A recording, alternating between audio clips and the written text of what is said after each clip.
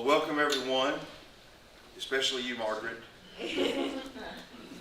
Margaret's home today with some sickness, so hopefully in another day or two she'll be out and about. But Amy, you asked me about this handout. Okay? And again, what I say is, every week Jerry provides that for those interested in using it. And I find it very useful to see kind of where Jerry is and kind of what I think Jerry's going to preach on. And I figure in that preaching hour, Jerry can have at it, but I'd like to do something just a little different. Okay? Surprise. So, but today, this lesson today to me, it's very hard. It's very hard, and I'll tell you why it's hard in a minute with some questions I'll ask you.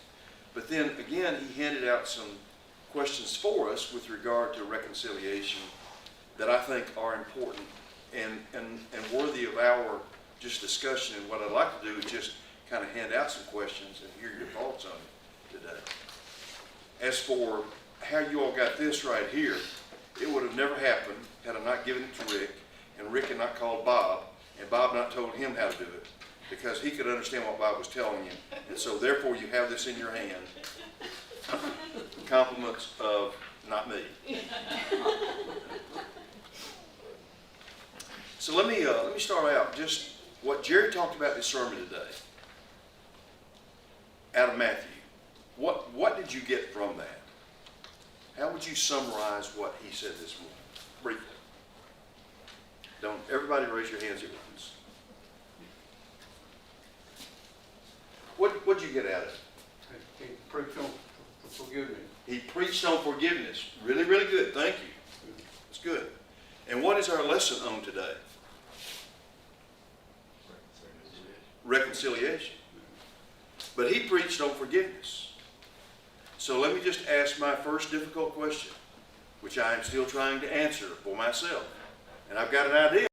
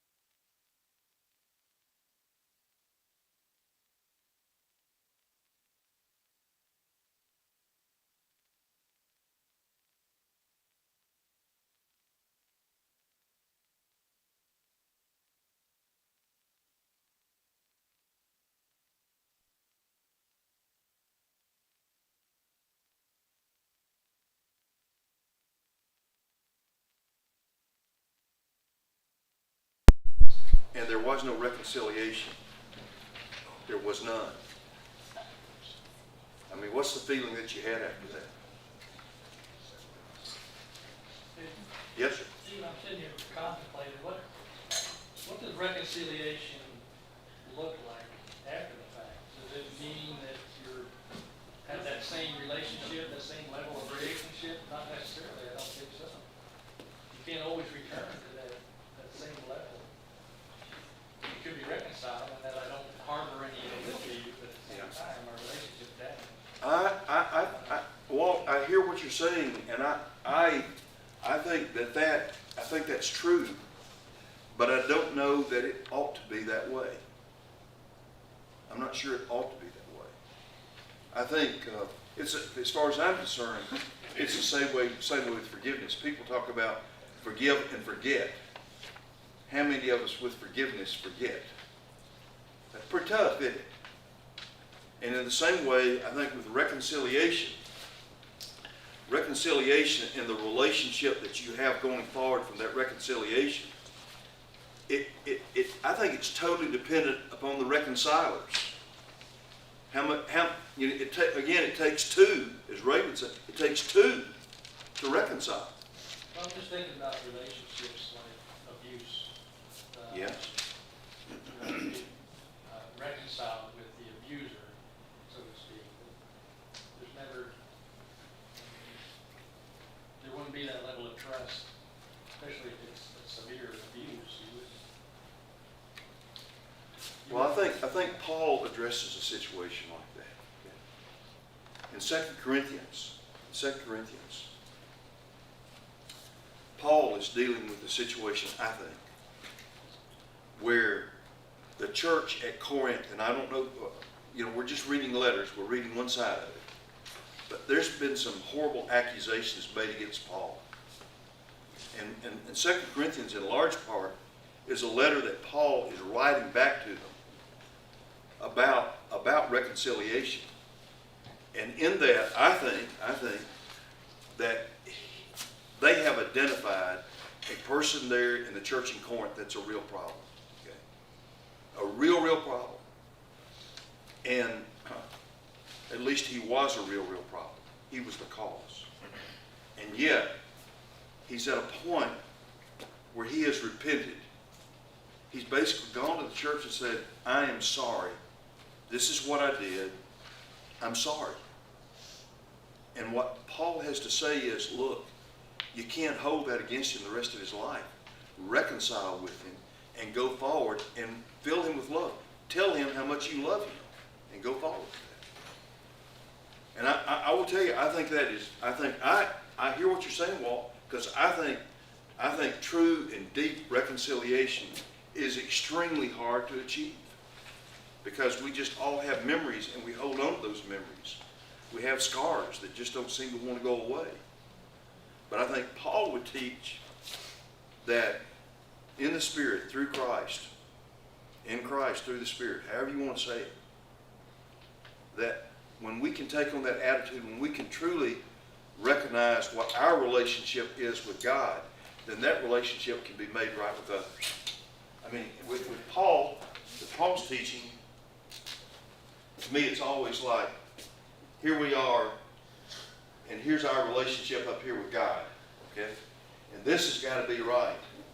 That's got to be right before all these other relationships can be fixed. You got to have this, and that reconciliation with God, which, by the way, is not so much our reconciliation, it's His reconciling us, okay, through the death of Christ, and us recognizing that act, okay? And when we do that, if we have that relationship firm and an understanding of what that grace was all about, then we can go about reconciling with other people. And it's just hard. It's very hard. But, yes, Amy? I mean, I really think what sets us apart from the world, Say what now? what I think really sets us apart from the world is not that we forgive one another, it's the fact that we should strive for reconciliation. So when we ask for forgiveness from God, we want that reconciliation. We don't want Him to hold a grudge against us, or we want to have feedback and relationship with Him.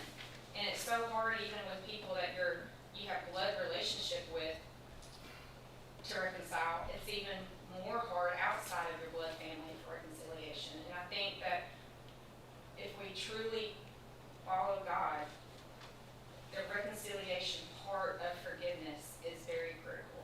It's heartbreaking when both parties won't do it, Yeah, but I think it's hard, and sometimes it takes more length of time than because we're human.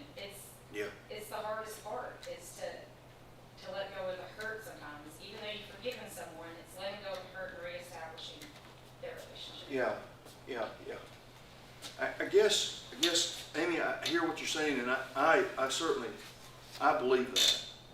I would just tell you that to me, an integral part of reconciliation is a requirement for there being two parties Oh, I agree. that wish for reconciliation. It's very, very difficult to reconcile with someone who sees themselves as having contributed nothing to the problem. They're perfectly fine. There's no repentant spirit about their situation. It's all on you. It's very hard to find reconciliation there. But if both parties are truly after God's spirit, Yes, and there is reconciliation, Yes. this truly sets us apart from the world. yes, In that case. Now, Yes. yes, we can all name reconciliations in our lives that have not been two parties, and we're still suffering from that. yes, And it's hard. It's hard for the person who maybe needed the forgiveness and now can't reconcile because that person's still mad at us. Or it's even us who feel like we've done everything that we can. It's hard on both. And when you live with it year after year, it's hard. And how do you get over it and say, I forgive this person, I've done everything I can, and not wake up at 2 o'clock in the morning still having a heavy heart over it? yeah. I mean, Amy, you're saying, you're really touching my heart by what you say. I mean, I think back over 10, 15, 20 years here, okay, as an elder and as a person who has a vocation taking care of some people, okay. And I think about the depth of some of my relationships that have been broken, okay. And I would freely say I've been a part of that breakage, okay. It's not all one side. Rarely are any of these things purely one-sided, rarely. On the other hand, I say to myself, I have forgiven. I pray to God, I forgive them, okay? And I release them of these feelings. And yet, there's no reconciliation, okay? There is no reconciliation. And I find myself, I don't like to use the word haunted, but I am troubled. I continue to be troubled by those relationships that are broken. In many cases by people that I believe to be very good people. They're good people. But there's something there that just has to be and hasn't been dealt with. We all have those things, right? I mean, am I the only one that has that? Maybe so. I don't think, to be pragmatic on that, we're not gonna reconcile with everybody. Reconcile with who you can, take care of those things, but there's not gonna be reconciliation with everyone. Well, there can't, you're right, Jimmy. Right, and if you spend that much energy worrying about that, even though Paul says this is what we're supposed to do, you lose your mind. I think you could spend, do what you can do. I wish you'd say that different. I wish you would say, we ought not worry about it so much, even though Paul says do it. Well, What do you mean? He does say, he says a lot of things that we should emulate, but it's a very difficult thing to, do what we can do Yeah, as best we can do. yeah, I mean, now look at this as, when there's somewhere in scripture where they were talking about, we're bringing the news to this house, and if they don't accept it, yeah. brush your feet off, Yeah. I'm out of here. That's when He Jesus didn't says that. say reconcile with those people, no. Yeah. So there's some stuff that you can do the best you can do. If they don't accept it, how many times do you have to go back? One other thing I was thinking about when my mom was, she was gonna die, she knew that. And she reconciled with some people in this church So it took I'm gonna die, you know, Yeah. example, to get you to try to reconcile. Time is short, time is fleeting. You think you're gonna, well, I'll have time to work on that whenever, but your life on earth is short, so, you know, get after it if you can, if you're willing to. Yeah, I think that's good, Jimmy. See, Yes, Melissa, I'm sorry. that's okay. I was just sitting here thinking about some of the comments, and I was thinking maybe a little bit differently about this. Thinking of forgiveness, maybe like a person can ask, God to forgive them, they can, do that. But if they've done something and get forgiveness, you can get forgiveness, but you still have to sometimes pay the consequences for what you've done. Mhm. And sometimes that can keep you from a reconciliation. Like if I kill somebody, Yeah. heaven forbid, and I ask God to forgive me for that, but I would still have to go to jail for that. I still Yes. have to pay for those consequences, and I Okay. still maybe cannot be reconciled to whomever family I may have, hurt or whatever. So forgiveness, I might can get forgiveness from God for that or for whatever, but I still have consequences to pay in this life for that. So I've been kind of looking at those kinds of things a little bit differently, maybe. I don't know. What'd you say, Joe? You have to repent. Have to Don't repent? change your ways. Yeah, And you're wasting your time. Yeah, I think, again, what I tried to say earlier was in the situation that Paul addresses is if that person's not repentant, I think people could go before the church and say, look, I love everybody, I want you all to be in my life, okay? But they've committed a grievous kind of error, and yet they're not oblivious to it, they recognize it, but are not where they'll say, I'm sorry, please forgive me, okay? Well, it's mighty hard to find. In fact, I don't believe it's right to reconcile with that person. I don't see that. I don't see that as being a two-way street, okay? I see with God and us, I see it being a one-way street. I think God reconciles us. He reconciles us through His Son. I believe that, okay? But I don't know that I see reconciliation between individuals as a one-way street. I see it as two-way. We think, Gerald, am I off? I was just thinking about Paul and Barnabas. I mean, they had a situation where Paul had grievance against Barnabas, and they separated, went their own separate ways. Later in life, they got a chance to be reconciled, and they were reconciled. And I think that's what he's talking about is, being able to look at your brother. So Walt, what he suggests is a little bit what you said, but he calls it reconciliation. You basically said you can't fully be reconciled because things have changed. And what I heard Gerald say is things have changed, and yet we can still be reconciled. We can recognize that going forward, this is the new situation, and this is how we need to be. And there can be peace in that. Okay. So that to me is a formidable form of reconciliation. Would you agree with that? Well, and the other part of that is the idea of loving each other. Yes. You can So, still love each other. I think Paul still loved Barnabas, even though they separated went separate ways for a period of time, and then have a chance to come back, and the reconciliation got stronger. And I just feel like that's the key here is not necessarily the act of forgiveness, restoring things the way they used to be. It's maintaining the love you have for each other and being able to be patient with each other and work it out. But I also think, like, in your forgiveness and reconciliation, you have to understand that you may never 100% be. If I totaled my car, and you know how insurance has to give you so much for your car or whatever, and sometimes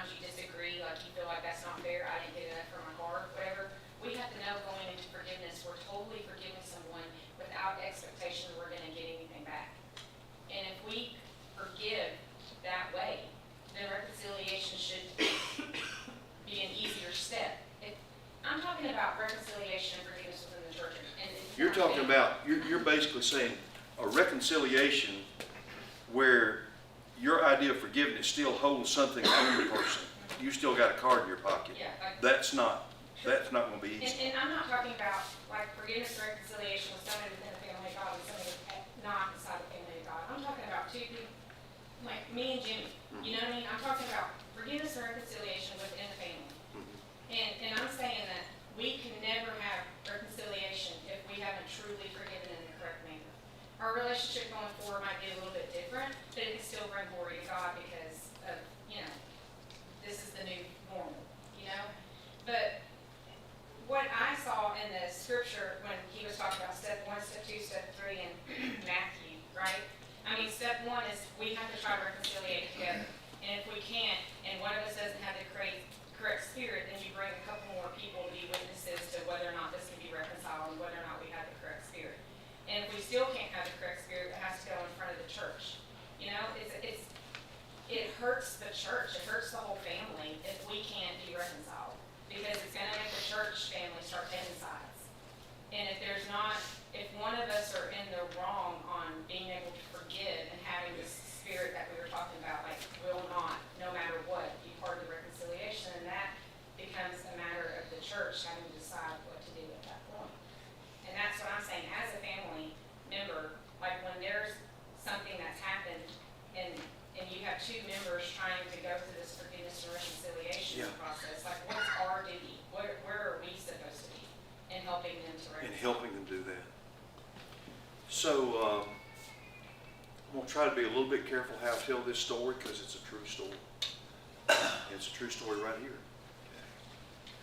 And it happened 20 years ago, at least. Because we had a person here, and I knew him very, very well. You all do too. His first name was Don. And he was in charge of a job for the city. That's a fairly important job. And when it came time to run again, another brother here in this church ran against him.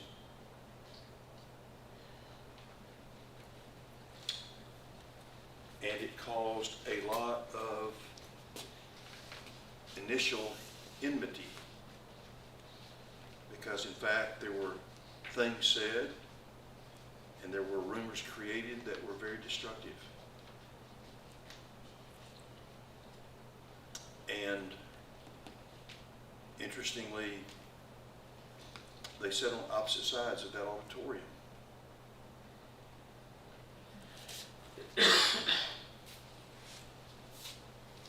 I thought many, many times, what can I do? Because I felt a friend to both of them. I felt a deep friend to both of them. And I spoke to both of them. I spoke about forgiveness. And I felt like forgiveness was found. But I could not see reconciliation. I could not see it. And I would tell you, it disappointed me. It disappointed me greatly. Still does. Because I felt like, and not to put myself on a pedestal, but I felt like if there was anyone here that could be a part of that change, it could be my relationship with them both. And I felt it was an utter failure. And eventually, one left. Okay. So, Amy, all I would say is the question that you asked is an incredibly difficult question. It's one that, it bothers me greatly. It grieves me because I believe both to be very good men. I believe them both to be.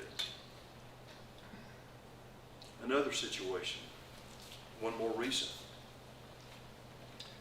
And I won't make this nearly as personal, but it might be, depending on who you choose to pick.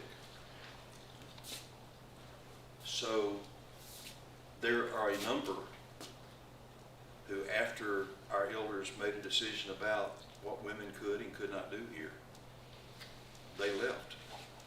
They left. And I would tell you that I, personally, but many others also, were deeply hurt by that. Deeply hurt by that. And so I feel like I found forgiveness. And what's the forgiveness for? What had they done wrong? Some people would argue they did nothing wrong. I would argue that anything that hurts relationship, there's some wrongness there. That may not just be one-sided. That's, like I say, it's usually two-sided. But again, finding reconciliation. Finding reconciliation. And I do think, Walt, I think it's also a process. I don't think necessarily reconciliation occurs just like that. I don't think you sit down with somebody and say, let's reconcile. I think the process of reconciliation can be very long. But it has to begin with some basic respect, some very real love for the other person and for where they are. I think that has to lead us towards any kind of meaningful reconciliation. One of my best old friends here was Jasper. Okay? And I can't tell you, I was deeply hurt.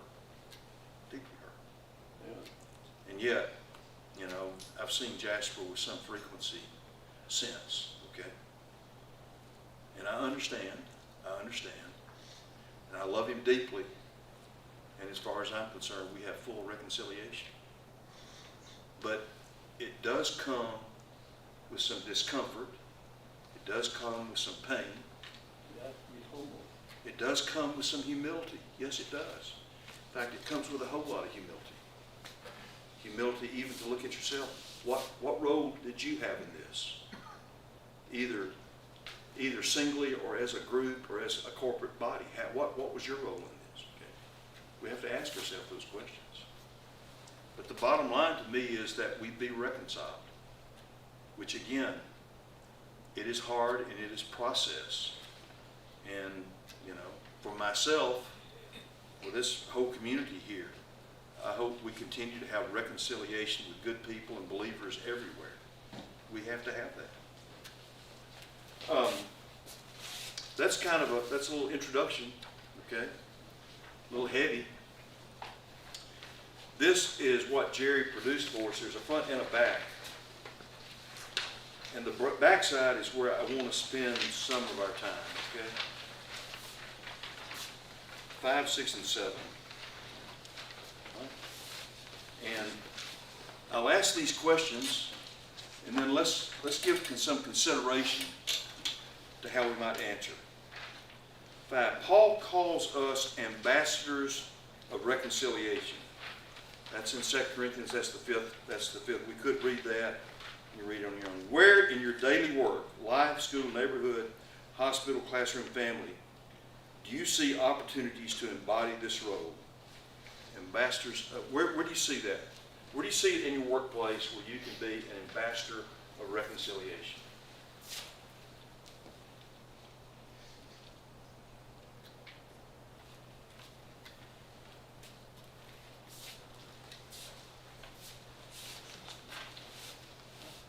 You might not always get along with your coworkers, but doesn't mean You might not. you know. So how do you approach that?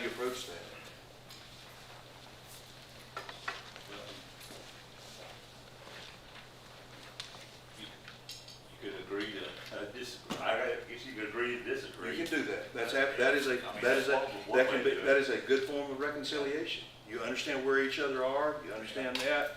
Hey, I understand you. You understand me. Guess what? I even respect where you try to respect where you are on your differences, but let's go forward. Yeah. Brother? You know, there's an old rock song that says, there ain't no good guy, there ain't no bad guy. We just, you know, it's just you and me and we just disagree. You know, most times not, even with the Paul and Barnabas scenario, you have them lifting a issue to be more important than their relationship. Does he go or does he not go? Yeah. You know, and so one of the things we do as ambassadors of peace or reconciliation is human nature to want to just keep repeating what is the issue that we disagree on or the hurt that's been experienced or the betrayal or disappointment. And when we keep rehearsing that story over and over and over, whether it's in our mind or I keep telling you, Steve, you know, Roger, just use Roger, because we go back 20 years, I keep telling him what Roger did to me. It's like trying to put out a fire with gasoline. You know, so one of the things that we can do as ambassadors of reconciliation is we try to help redirect people to stop repeating, you know, the disagreement or the, you know, the betrayal or whatever the hurt is, and redirect that toward, you know, the relationship and what was good therein, and then you start experiencing this. That's Reconciliation, Randy, is not always a private affair either, right? exactly. There was an older physician who was incredibly disrespected by a very much younger physician. Gave no attention whatsoever to his time, experience, or anything else, and openly was critical. And subsequently, that older physician went back to that person and basically said, I'm sorry for the part that I might have had in this altercation. I would like to have to do my part to make it better. Could we try to get along? Got no response, stuck out his hand. Can we shake on it? The younger physician stuck out his hand, shook it and said, thank you for apology, and walked away. At which point in time, a couple of days later, a nurse came to that physician, that older physician, and thanked him for his willingness to reconcile, even though there was none. There's an example. There's another, that's a true example. Know that. Anybody else? What would it look like to live as a question mark that makes others wonder whether your peacemaking, where your peacemaking comes from? Okay, Jerry, what are we thinking? What would it look like to live as a question mark that makes others wonder where your peacemaking comes from? Yeah. I think it calls back to, I can't remember the exact verse or chapter reference off the top of my head, but we're called to be a peculiar people. Yeah. And I think if we embody that and we continue to live that out, like, people are gonna notice. That's kind of how actions work regardless. So the guy that's wanting to reconcile, because he's got another deal going, right?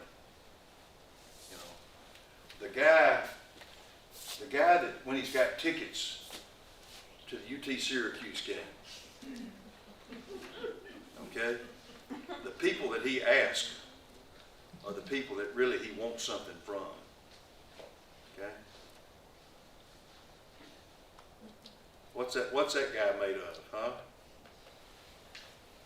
Gerald, what's he made of? He's a good friend, he's letting me go with.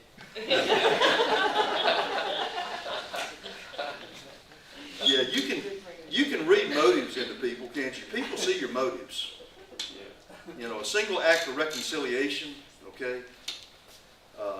An act of reconciliation, that's born of a person that is filled with the Spirit, has the fruits of the Spirit. People see that. When you see that come out of someone that lacks those things, Got a big question mark on it, don't you think? Are you gonna be at that game? Yes, sir, and I'm gonna have 4 people with me that I'm expecting something out of.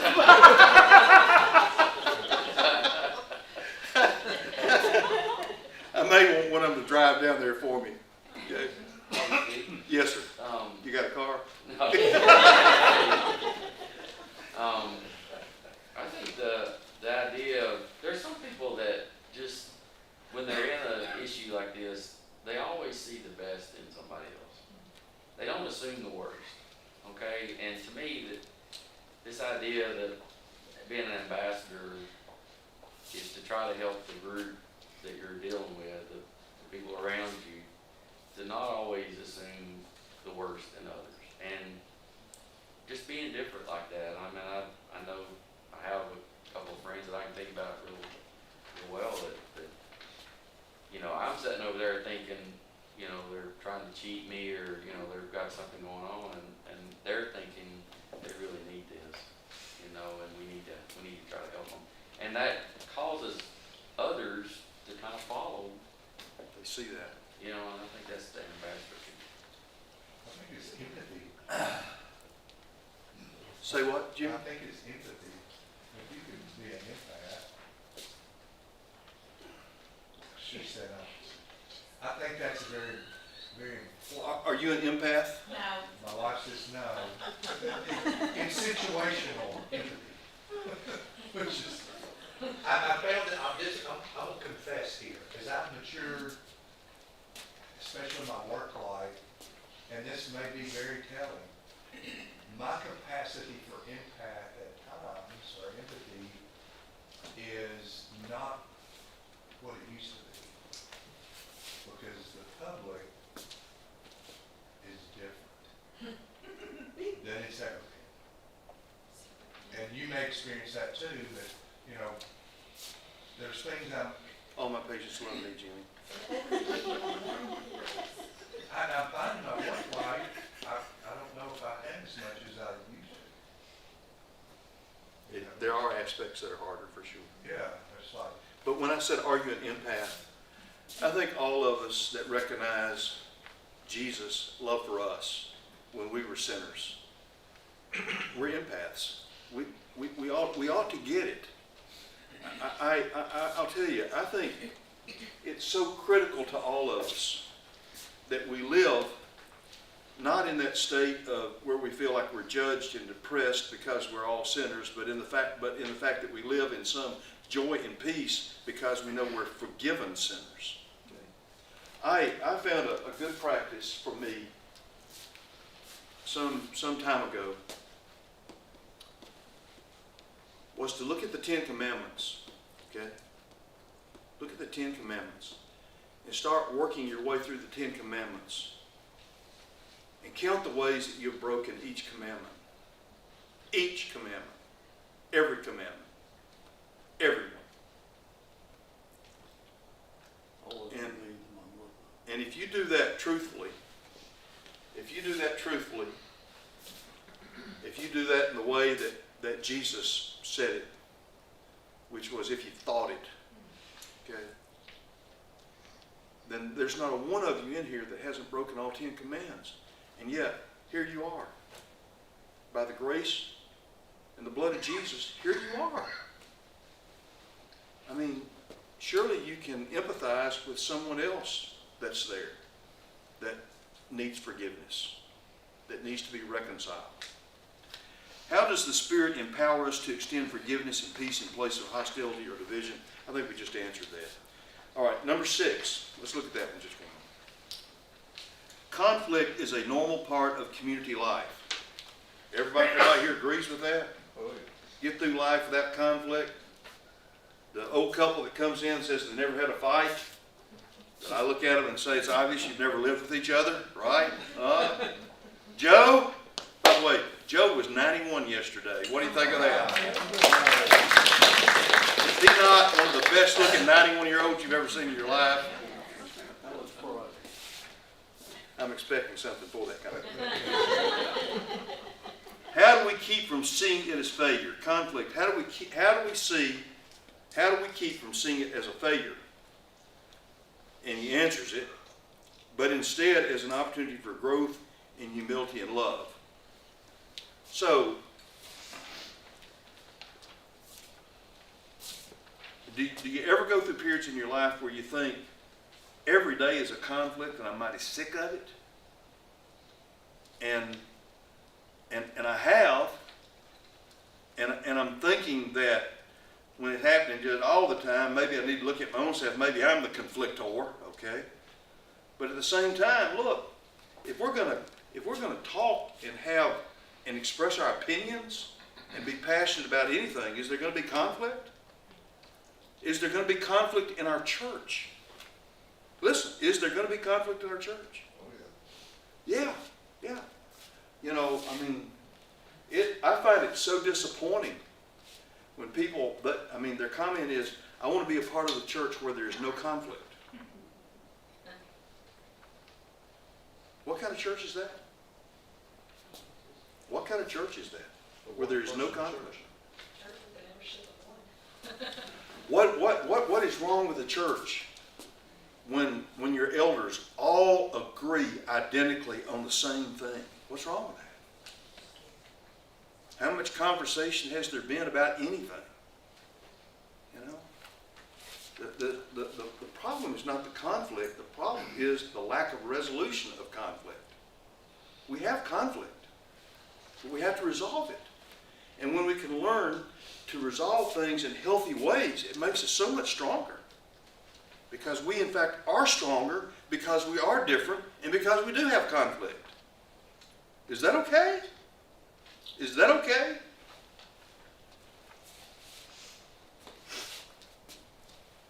What family, cultural, or social influences shape how you view conflict and forgiveness?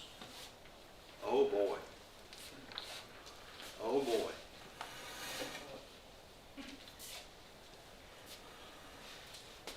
Who are the psychologists in here? Who wants to talk about family of origin? Who wants to talk about a family that they grew up in, where they never ever saw their parents with any disagreement? I never saw my parents never argue, disagree. We never, me and my siblings, we never saw that. How's that affected you? Oh, it's greatly affected us.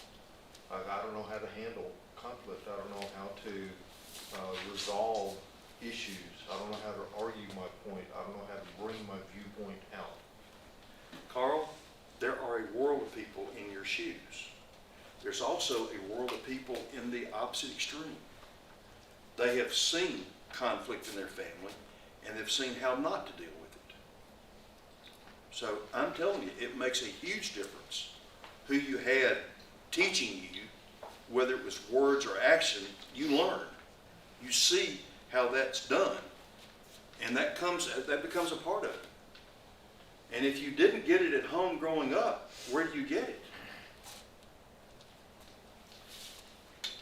I would just tell you, it's very, very difficult, but you get it from the people that you hang around. You get it when you come to church. You should get it when you come to church. Don't always get it when you come to church.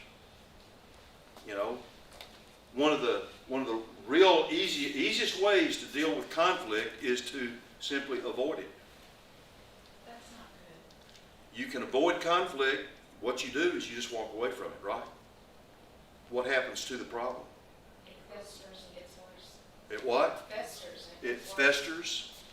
It never gets dealt with, right? Yeah. Yeah, you can do that. How do we cling to Jesus as our peace when reconciliation feels impossible? That's a very open question, isn't it? How do we cling to Jesus as our peace when reconciliation feels impossible? It goes back to what Jimmy was saying. Huh? about- It goes back to what Jimmy was saying about doing what you can do and leaning on Jesus as your guidance for what you can do, and don't expect anything of the other person. It's your job to put yourself, to forgive and to put yourself out there. It is not, you're not guaranteed of receiving anything. You've already received from Jesus. Count that as what you have received. And then just give. Jesus looks out and says, "Oh, Jerusalem, Jerusalem." Yeah, I think, that peace is experienced when there's internal, congruence. speak up just a little bit, please. Internal congruence. Yeah. In other words, I don't care how whoever, treats me in the, at the point of, it doesn't change who I am. Otherwise, it's almost like, when I say, "Man, Steve, you made me mad." Well, the problem is I'm not only my party, and then number two, I'm giving you control in ways that ought not be. And if I can stay true to who I am and not let whoever or whatever,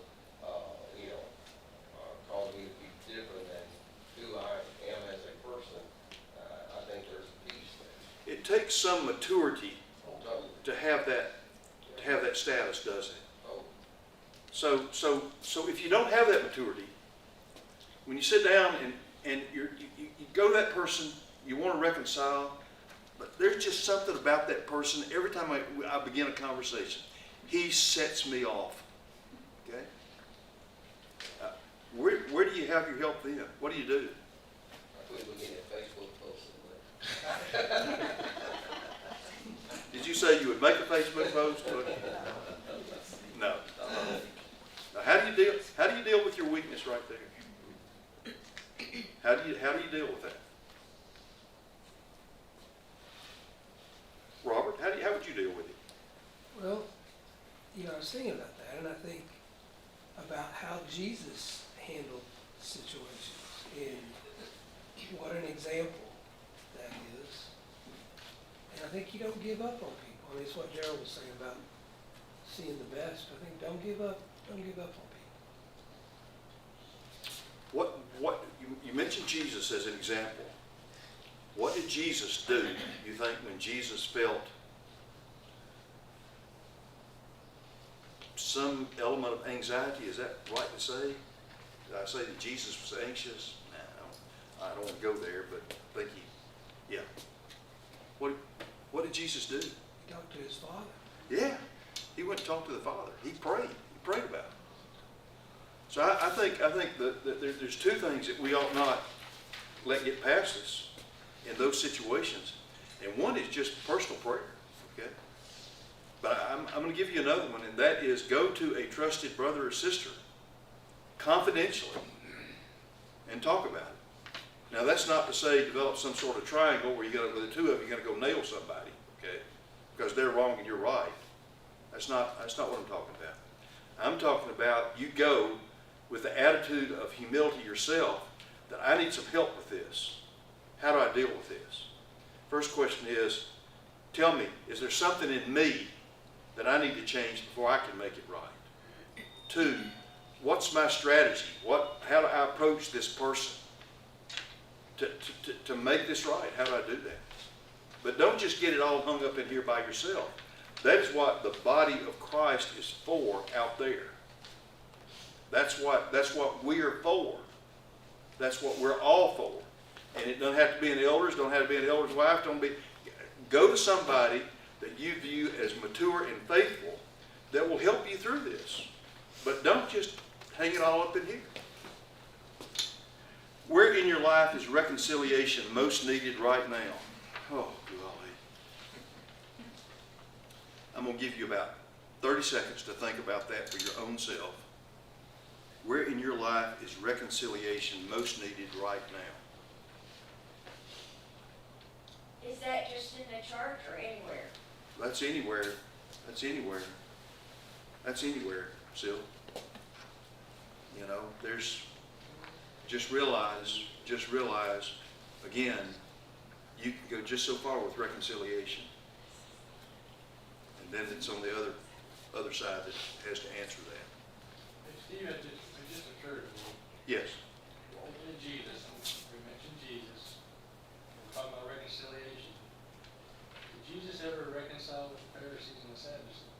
And what does that say about our need to reconcile with everyone? Well, your point is Jesus did not reconcile with them, correct? That's my assumption. Yep, It was never- I don't think there's a whole lot of reconciliation. Once you get to the snakes, vipers, and sepulchres and whitewash and all that kind of stuff, I think you pretty well burned that one back. I'm thinking it makes it, I think he called them what they were, okay? And so again, my answer to that is that reconciliation can only be possible when there's two parties. I believe that. What barriers make forgiveness difficult for you? We're back to forgiveness now. What are the barriers? Pride, because within pride, there's this inability to confess your own weakness. What else? Well, fear. Right? Huh? Personal pain, Personal pain? the deeper the hurt. Tell me a little more of that, Randy. I'm not sure I'm following. The deeper the hurt, the harder the reconciliation. Yeah. Yes. What if you never had one? And again, right here, and I don't want to be just splitting hairs, but we're talking about forgiveness. The question is about forgiveness. What prohibits forgiveness here? And you mentioned also the same thing I think about self-protection. I think about, You know, give me one, shame on you, give me twice, shame on you. It becomes a defense mechanism for us. yeah, If Yeah. you've been hurt really, really deep, yes, yeah, you can forgive in the sense of, but I'm gonna remember the time you sucked and punched me. yeah, that's another situation where it's a whole lot easier just to avoid and put that off, isn't it? What if, Kind of get back, Jimmy, about your mama. She didn't want to put some things off, wanted to deal with it. what if trying to reconcile with that person would only make it worse? If trying to reconcile with that person would only make it worse, Because they might not want reconciliation or to even face the fact yeah, that there's something they have done. yeah. Well, again, Sil, my thought is that is not someone you can reconcile with, period. That's someone you can still love, you can still forgive, you can still pray for them, but they don't want you in their face. And it gets back to another adage that Jesus taught, which is somebody's got to do the planting, somebody's got to do the watering, but God's going to give the increase. It may be just you ain't going to get it all done by yourself. And that's just how it is. We're gonna talk about Janice. No, I just simply mentioned that Jimmy's mother had not been an avoider when it came to settling some things and trying to work some things out. She sought to solve some issues that she saw. But morality, I mean, not morality, what am I trying to say? You know, her time on earth was, Limited. limited, and she felt like she needed to make some things right. But can we do that without being in that same situation? I think that it's sometimes a little harder. Well, Jimmy, it's much, much harder. I mean, it's much, much harder. It's a whole lot easier to put stuff off until tomorrow, particularly when you got plenty going on today. It's a whole lot easier.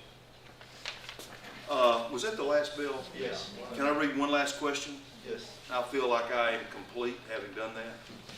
What would it look like for you to be a sacrament of reconciliation, a living sign of God's presence in a broken relationship or situation? I can answer that. It feels pretty good. It feels pretty good. All right, love each of you. If you'd watched the ball game Saturday at noon, I'm the guy with no shirt and the T on his shirt. Runs across the field, okay? All right, with the police ambulance.